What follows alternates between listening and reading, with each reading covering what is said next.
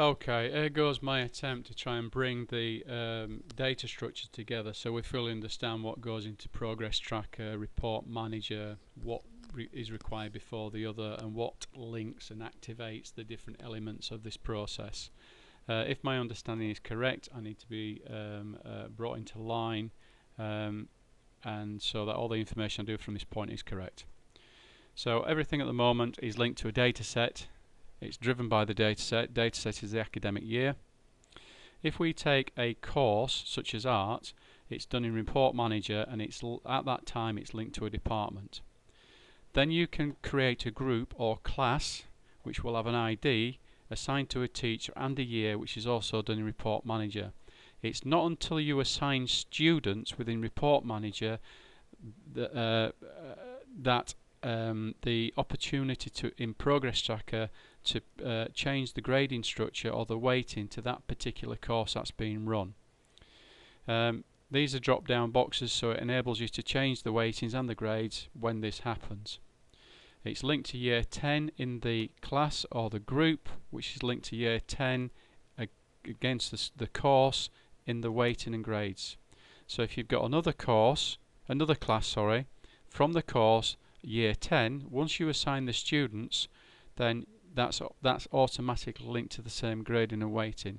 However, if you've got a course group class of year 11, it gives you the opportunity to have a different grading structure to that particular class, and the same if you have year 9.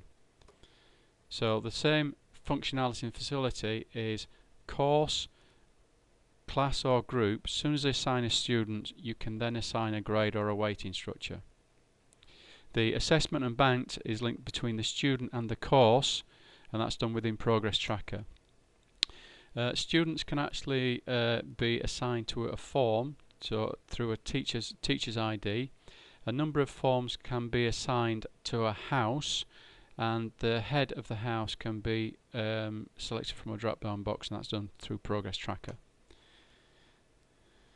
So what we've got in Progress Tracker is the weightings. The weightings work fine for the current data set. However, if you've got sites wanting to put historical grades in and weightings against courses and classes that don't run at this moment in time, you cannot change the grades from previous data sets. So we need the functionality to be able to go between the current and the previous ones. So if we take a course, an art, as we've seen, we've got a class group.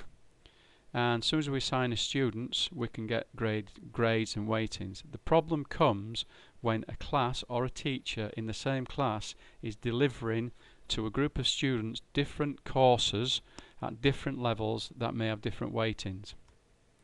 So if we take a class or a group ID, and effectively they're teaching 3 separate courses within a class, and at this moment in time we don't have duplicate class IDs.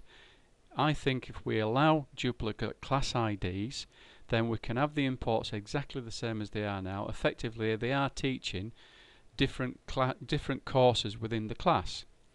And as provided we present it to the teacher as one, then there's no problems to be able to filter down that way. So I've done a few modifications to how we should present things to the mark sheet to the teacher, using the feedback from Paul at Ripon, is that they still have the access to the filters, the quick links and the traffic lights as they did with the other the current setup. However, each teacher gets presented this dashboard.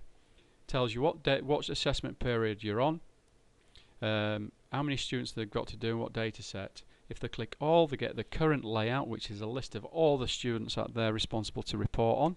If they click biology, which is the course, they get the students doing that course. That actually might be the same students in this class, because that might be the only thing they're doing. But giving the teacher the opportunity to click course or class. If they select DT fabric, it'll pull up, might only pull up half the students in that class.